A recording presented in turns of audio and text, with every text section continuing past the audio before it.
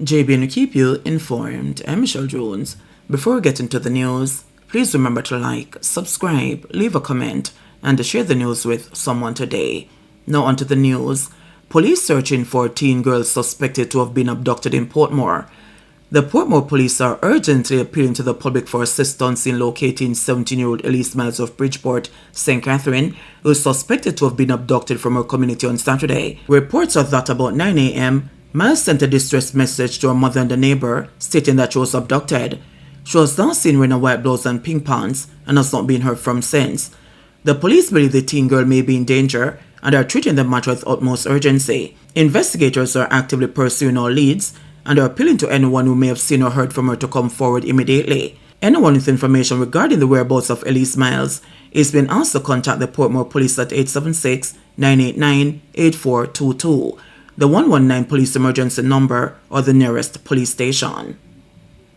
A Westmoreland family's steady fight against the storm.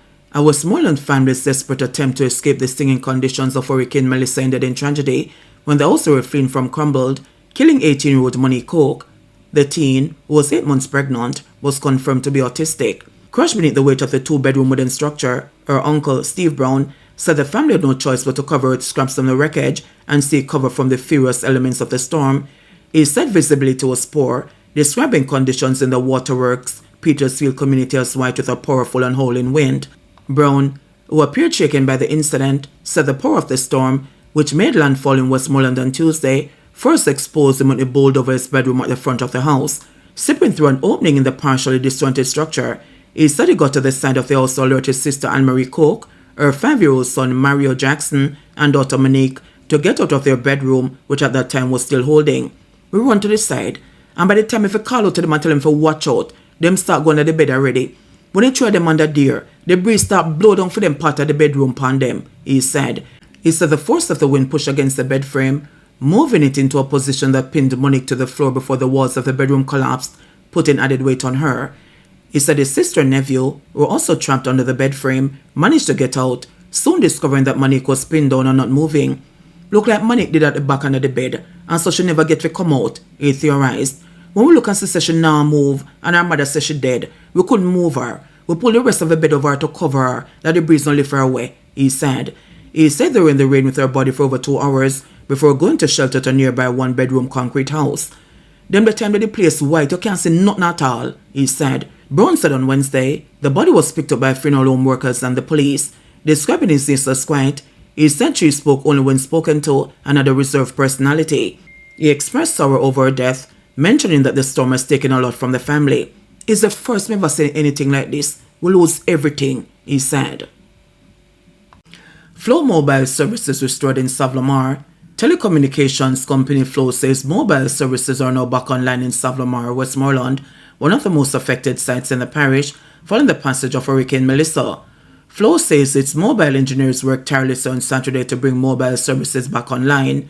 Minister of Science, Energy, Telecommunications and Transport Darrell Vaz says this is a positive sign. He also confirmed that JDF helicopters are on the ground, enabling relief teams to reach maroon communities cut off by floodwaters and debris. So I'm making very, very good progress. They were able to tell me that Flow has actually gotten back service in Savlamar, which is a main hub in Westmoreland. So that in itself will go a far way in allowing for persons to be able to communicate, businesses to operate, ATMs to operate, and of course at least give some assistance from a telecommunications standpoint to the people to get in touch with their families and their friends, their loved ones and all. So communication is going to be a big, big key, and we're hoping that this week we'll make a big breakthrough between Starlink and the local telcos. Or these will be able to carry and get into remote areas at small landing areas. So the fact of the matter is the bigger ones have to take the relief and offload it in one location and it has to be transported. This now will be able to get into areas that are maroon, that haven't got any resources as yet, any relief. Because of access issues, we can fly land right in there and look after those communities and those districts. So help is on the way. Gasoline retailers are telling me that they are finally able to get the tankers in the areas for fuel for the gas stations. So there are improvements, slow but sure. And as I said before, I think this week is going to be a good breaking week in terms of really breaking it back in terms of getting to all of these communities that are marooned and all of these people that are stuck and suffering and waiting patiently on assistance. So I'm asking again, I make a national appeal.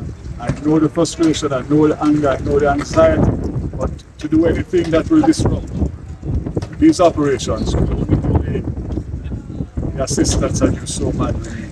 So I just ask you, remain calm, and you're seeing, you're not hearing, you're seeing behind you, and you're seeing all of it. We had a record 77 flights into the International Airport, 47 commercial flights and 5 flights. And I expect that number of relief flights to be extended today, moving from 20 the day before to 30. And I'm sure that all we need to do, which is what I'm trying to do, is arrange the logistics to be able to get and take the stuff off so the planes can go back and new planes can come in. And again, thank you to the US government and all our partners for all you're doing. We will be in touch. God bless you, man. U.S. pledges $11 million in relief support following Hurricane Melissa. The United States government has announced an initial $11 million in assistance to support relief and recovery efforts in Jamaica following the passage of Hurricane Melissa. So separate from what you're seeing right now in the work of the Fairfax County and the LA County people in the field, the U.S. is providing an initial $11 million U.S. to support immediate assistance in hurricane-affected communities. That's the initial lift. This support is being provided to relief agencies, including Red Cross, UN World Food Program, Samaritan's Purse, Project Hope, and others, as well as direct assistance from the government. Direct assistance managed by the government. We have a DART team on the ground that is reviewing additional support with the government of Jamaica. The initial funding includes support such as emergency food supplies to an estimated 40,000 hurricane-affected people, installation of 6 water treatment systems, each with the capacity to provide 4,000 liters of safe drinking water per hour, emergency shelter materials, installation of static health facilities and mobile medical services to restore and increase access to primary health services, logistics and transportation support to help get relief supplies available in country to affected families. This is all in addition to relief supplies and resources that were pre-positioned in Jamaica with ODPEM, Jamaican Red Cross, and the UN World Food Program to advance immediately after the hurricane.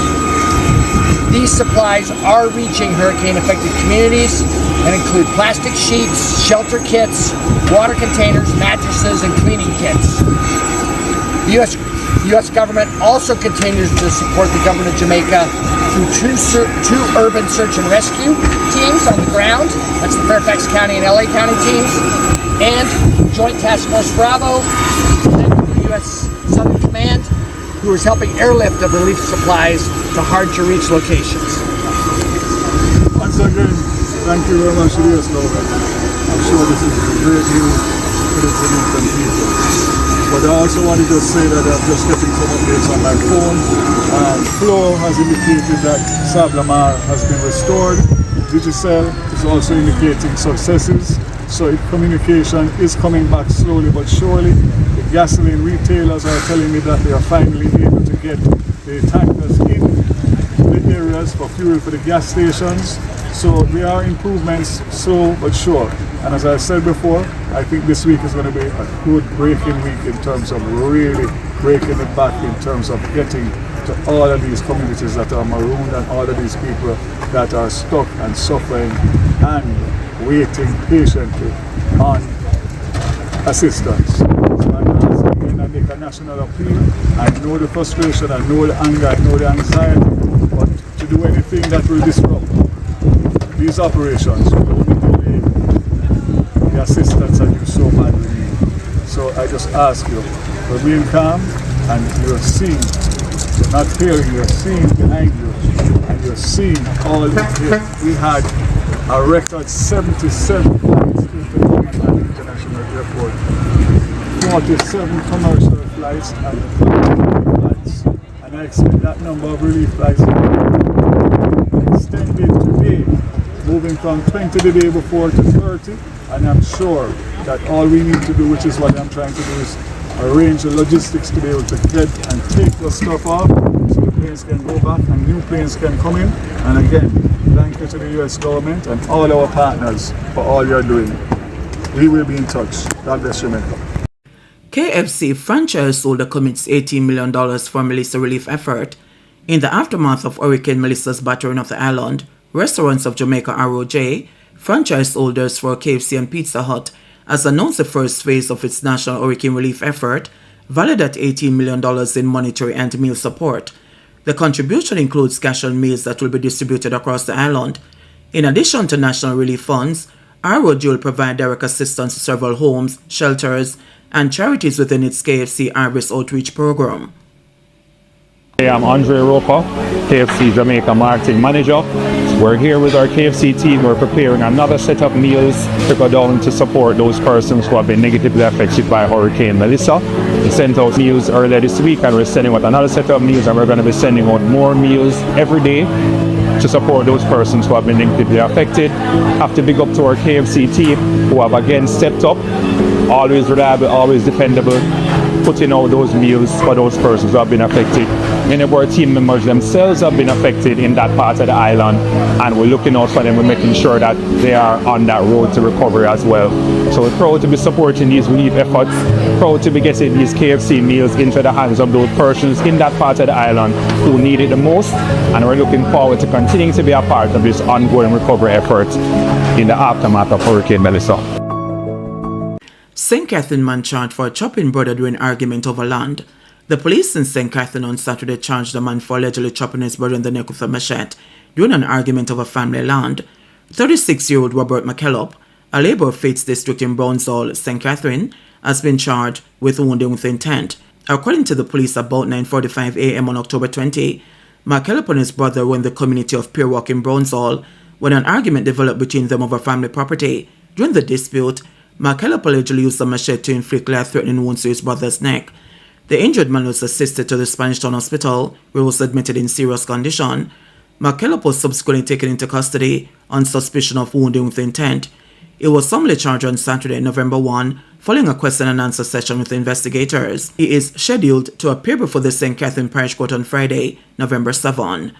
JBNN will keep you informed. Please remember to subscribe, like, share, leave us a comment, and click the notification bell to receive our daily news items.